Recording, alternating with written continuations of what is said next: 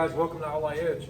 So today's video, what I'm doing is I'm going to show the different methods and different ways of marking metal. Sheet metal, steel, or iron, or whatever.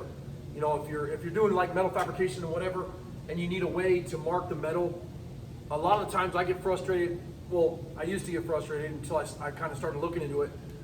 A lot of times when you're trying to mark on metal, you either have like grease pens, or which I don't have any of those, or I would have showed those in this video. But you have different ways of marking metal, and then what happens is the stuff gets knocked off the metal, or wiped off by your hand or whatever. And it's nice to know different ways to mark the metal so that you, when you're doing fabrication, you know where your lines are, you know where to cut, you know where to drill. A lot of machinists use this method, fabricators, welders, even a lot of this even goes to carpentry. But I'll show you some cool methods real quick. I'm gonna flip the camera around on another angle, and I'll get it set up on the tripod behind me, and then I'll show you some different ways of marking metal. So a lot of these techniques are just normal everyday techniques. I'm not gonna put a pencil in there because everybody's seen pencils and you know how it marks on metal and whatever. These are different ways of marking metal that some people might not have seen on here. So I figured I'd do a video to show you the different styles. And one of the first methods that I'd show you is, and a lot of people ask me about these all the time when I'm using them, and they're like, where'd you get those? I've never seen those before. And they're really cool. And these are scribes, metal scribes, and these come from Speedway. And they're simple to use. You have a flat side right here, and then you got the scribe. And all you do is put it down on the metal and mark it. And then you've got 3/4 inch, 1/2 inch, 1 inch, 2 inch, 1.5 inch, and your different sizes all over these that you could use. And I'll kind of show you how they work real quick. So these are, you could use these on aluminum or spray Dykum fluid on metal. And I use Dykum fluid all the time, and that's this stuff here. And I'll talk about that more in a minute. I don't want this to be a real long video. But say for instance, if you wanted this to be, a 1/2 inch line, you would just lay this on the metal and scribe it out. And it makes a really nice line on that metal. And I'll go ahead and get it closer for you. And when you put that Dykum fluid down, you can see how nice of a line it is that it sets you up with, so you can see real well. And say if you wanted to, you have this at 1/2 inch, and then you want to come over 1/4 inch, and you want to put a cut here and a cut here or something, you're going to grab the 0.75, which is going to be 3/4. You're going to lay that just like that.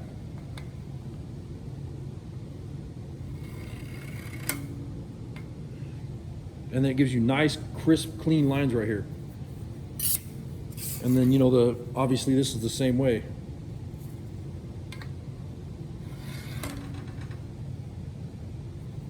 And that third line here, I mean, they're awesome tools, you gotta be careful. They're kind of like ninja stars. I'll go ahead and set the camera back up on the tripod and go from there.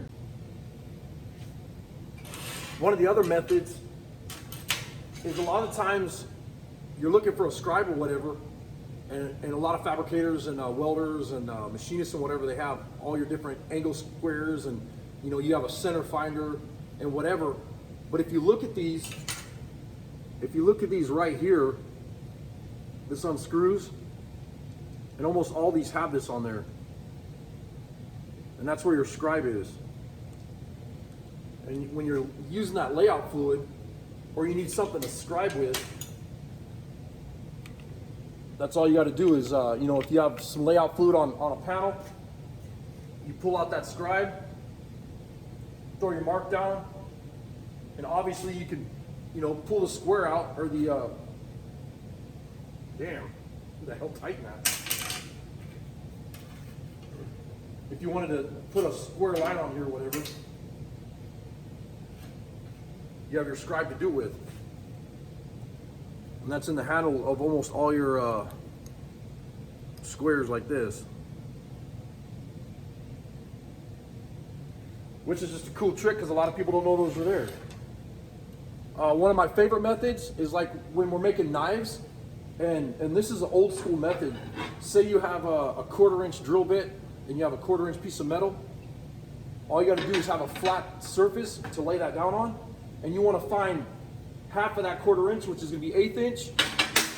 Well, if you look at the drill bits, if you go up to the center of that, that's 1/8 inch, and you come from here to here, that's 1/8 inch. So, you know, half a quarter, 1/8 inch, whatever. And all you gotta do is take that drill bit and lay it down like this, and just hold it flat on the surface on the table and scribe. And that gives you a perfect line right down the middle of that metal. And that's a cool trick for marking metal when you're building knives or other things where you need something that you need to mark with, you know. Just like a tech tip or whatever, you know. This is Dykum blue here, which is really awesome. And then there's also red, and you're probably wondering what's the red and what's the blue for. It's really so that, like, say you have some lines that you wanted to lay out, and then you had some holes that you wanted to drill. I get that piece of crap out of my way, get running into it.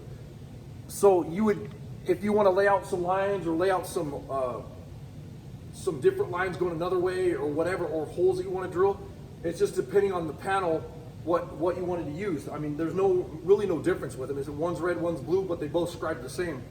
You can get them in the little containers like this. I got a bunch of this stuff too, and this actually has a little daubing brush on it where you can brush it on. It's like a little paintbrush, and you just put it on real thick, let it dry. And I actually air dry mine. I air dry it really fast, and it just makes it a lot quicker. And yeah, I can't live without the Dykum dye. Ralphie's Customs, if you guys haven't checked out Ralphie's Customs, he was using pens the other day, and I was laughing about it. And I was like, man, he needs some pens like this, some big ass Sharpie pens. He calls it his redneck layout dye or whatever it was that he was calling it. And you know, it works too. Like if you wanted to mark some metal, let me get this damn camera down here.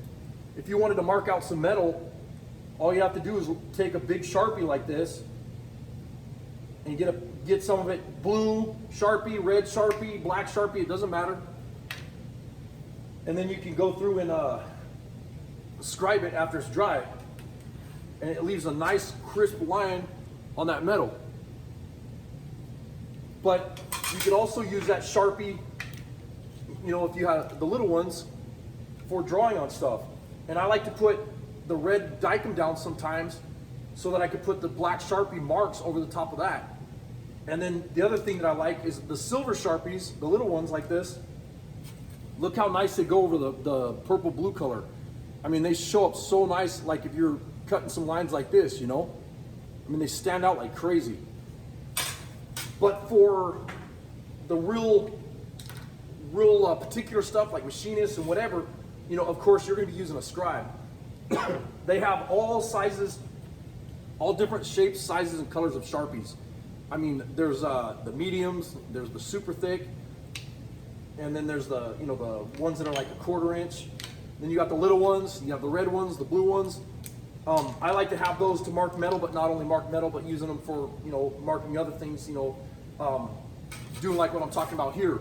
You know, like if I have a piece of metal that I want to cut, and then I'll put a little note or something on something that I have that Dykum on, so I don't accidentally cut it or whatever. I'll put like an X or don't cut here, or you know what I'm saying, whatever. One of my favorites, so that I've really fallen in love with, is these are called fast caps. And they have a pocket clip, and you can get these on the internet and on Amazon and eBay and all that. And then they have a wide tip here. And then they also have a really super thin, fine tip right here. And I mean, it's like really fine. That's really wide because I just pressed too hard on my hand. But the cool part about these is when these start drying out, a lot of guys don't realize when these start drying out, you can go ahead and dip these in like acetone or acetone lacquer thinner, a lot of your solvents, and it sucks up into the pen. It just takes a second, and then you shake it around, whatever, let it sit, and then you can start using the pen again, you know, so when they dry out. Well, you can't do that with the Sharpies. I'll show you some other cool tricks with Sharpies later on though, but I'm gonna go ahead and move down this way a little bit. So then here, these are called a butt gauge. That's what I've always known them to be called. It actually says butt gauge on here. I was just laughing about that a minute ago. And this is an adjustable deal. And a lot of carpenters and machinists and whatever, you'll see these all over the place. This is adjustable here. You can see how you just loosen this little knob. And it kind of works the same way as those little Ninja Star looking things from Speedway I was showing you. You know, you have Dykum fluid, and then you lay this on here, and you got a nice flat spot that you're gonna sit on, and you can mark with it. And it gives you that real precise mark. I don't know if you can see that on camera too good, so, but anyways. And then here's a vintage one right here. This is one that I've always had in my machinist box, so. And it works the same way. You know, you come up here and bump it and scratch it, scribe it. Then you have your scratch awls, and this is an old Craftsman scratch awl. You know, and that makes it nice because you can take that Dykum fluid or aluminum or whatever, and you can leave some, you know, really fine marks on here so that you can cut them out.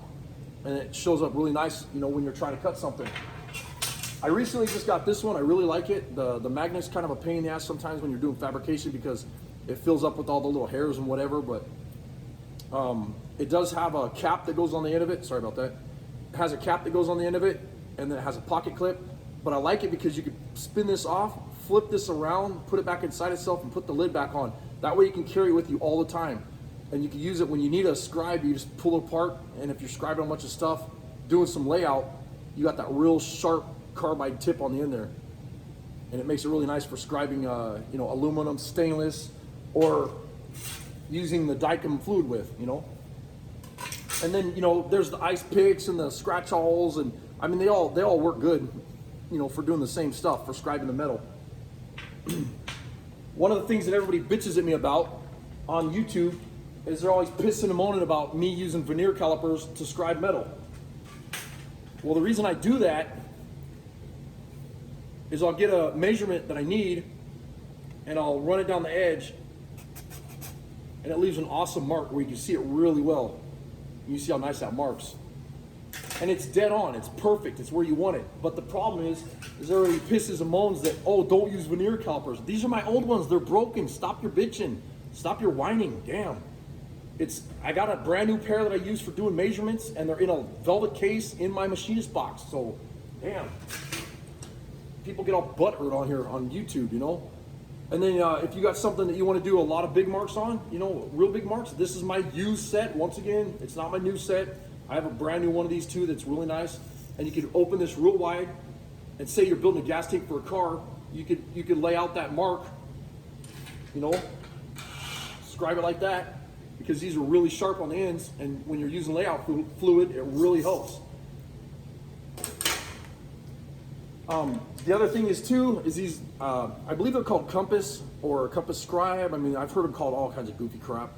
These are awesome when you have a pencil on here and you have a hole in the metal and you want to draw a circle or adjust them out to where they're bigger. It's nice to mark on metal with those. Or if you have the layout fluid, you can mark on metal with these. This is an old vintage pair that I have, but I actually use these all the time. I love this set. And you just adjust them out to however, you know, whatever size radius that you need. Or you can do a half radius or just all kinds of stuff with this. And they scratch the metal nice, and it leaves a nice mark on the aluminum, stainless, or copper, brass, whatever you're working on. Then you have your soapstone. You got your square soapstone, which is, you have your square soapstone, which is really nice for leaving marks, and you can see how nice of a mark it leaves. What I like about the soapstone though is, say you had a piece of metal here and you screwed up, all you gotta do is go, you know, like this, and then remark your line down here or something. I really like the soapstone because of that, but one of the freaking pain in the asses of soapstone is I have a drawer full of soapstone that they're all about this big because they break. So get yourself the round soapstone, keep it sharpened, and then I carry this in my pocket, and it's the round soapstone, and you just pull it out, sharpen it with this thing here. And it's nice because then you don't break your soapstone in your pocket.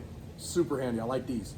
And you can get these, you know, down to a really nice point, and when you're, you know, doing some fabrication or welding or whatever, it really helps. And they're waterproof. If something's wet, greasy, oily, or whatever, that's why I use the soapstone. You can use that to mark the metal. It's kind of like a grease pencil. Works awesome. One of my all-time favorites is these are made by Markle Silver Street. I don't know if you could pick that up in the camera. These are the welding pencils, and I love it because I use these all the time with the layout fluid, and you can see how nice they mark on the metal. I mean, you can see it really well. These are badass right here. But the only problem with these is kind of like the soapstone. This stuff breaks super easy, so you have to have a pencil sharpener kind of to sharpen it up, keep it sharp all the time. I usually just use my knife, or I got a pencil sharpener behind me. I'll stick it in there, sharpen it, and then use it. But I really like these. These are awesome. And one of my all-time favorite, and these come from Amazon, and I believe you can get these on eBay also, but it's called Chalk This Way. And these they have a shaker, and they're like a paint pen, but the thing is, one of the things that bothers me though is you take the lid off, you can't put the lid on here. They made it where the lid doesn't stay on there, it falls off, so that's kind of stupid, but whatever. They need to change that. And these are like a paint pen, you push down on them, and the liquid comes out till you need it, and then when you're ready, you can just draw a nice line like that. And then you know, if it starts to dry out, you just dab it down again, and then same thing. You know, you can draw a nice line on your piece of metal that you're working on. They work amazing. Badass paint pens. But, you know, I'm sure there's a million other ways to mark metal and whatever. If you guys have a way to mark metal, I'd really like to, you know, leave a comment down below and let me know how you do it and what you use and the brands and maybe the cost, if you don't mind. Because I'm always using different styles of marking brass, copper, stainless, metal, any kind of metal or whatever, or aluminum. And it's nice to know those different techniques and styles and whatever. So I appreciate it if you guys leave a comment down below, hit the subscribe button, hit the notification, the thumbs up and all that good stuff. And like I said, leave a comment and let me know what you guys use. I appreciate you watching. Later.